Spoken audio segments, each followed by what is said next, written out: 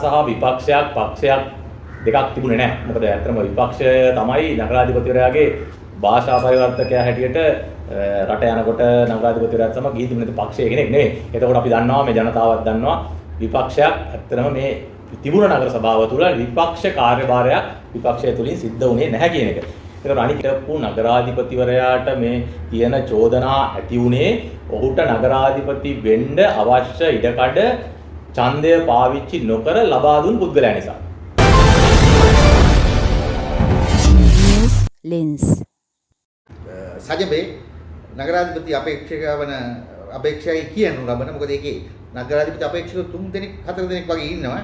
ඒ එතුමාගේ මේවා දාලා දිනවා එතුමා කිසිදු චෝදනාවක් නැහැ කියලා. මේක අපි චෝදනා කරලා තියෙනවා. මොහු රුපියල් 37000ක බෙහෙත් ගත්ත එක මේ නගරගේ සහෝදරයා පොඩිපතියේ පොඩි දෙකක් කඩයක් කරන් තියෙනවා කියලා. ඉතින් මම කියන්න කැමතියි ඉතින් අඩු ගානේ මේ නගර සභාවේ මල්ලි දැන් කෝටිපතියෙක් නම් සාමාන්‍යයෙන් අපි හැමෝගෙම සාමාන්‍ය දේ තමයි සහෝදරයෙක්ගෙන් හරි සහෝදරියකින් හරි නැති බැරි කෙනා තීරෙක් කියනකින් ඒක බෑ කරගන්නවා.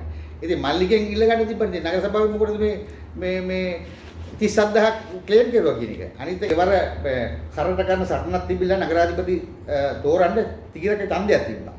ඒ තීරක ඡන්දේ තියෙන වෙලාවේ මෙතුමා ඒක එමෙන් වැළකී සිටියා. ඒක තමයි එක්සත් ජාතික පක්ෂයට ගන්න තිබ්බ අවස්ථාව ගිහි ගියේ.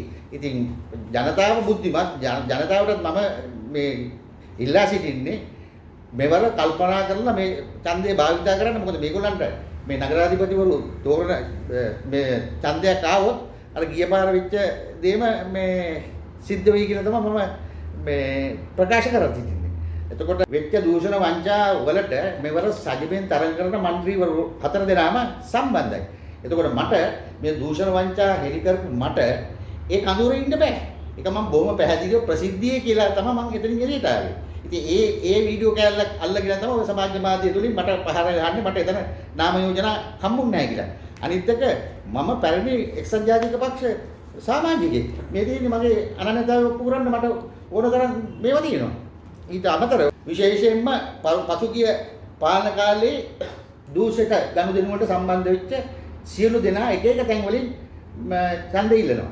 අපි අනික කිසිම මඩ ගැසීමක් අපිට කරන්න අවශ්‍යතාවයක්ම නැහැ. මොකද මිනිස්සු ඇත්තටම දන්නවා මේ වියවර නගර සභාව මෙතන කිව්වා වගේ පිටවන්න තිබුණ පක්ෂෙන් පිටව ගන්න බැරි වෙන්න හේතුව සියලු ජනතාව දන්නවා. ඒ සියලු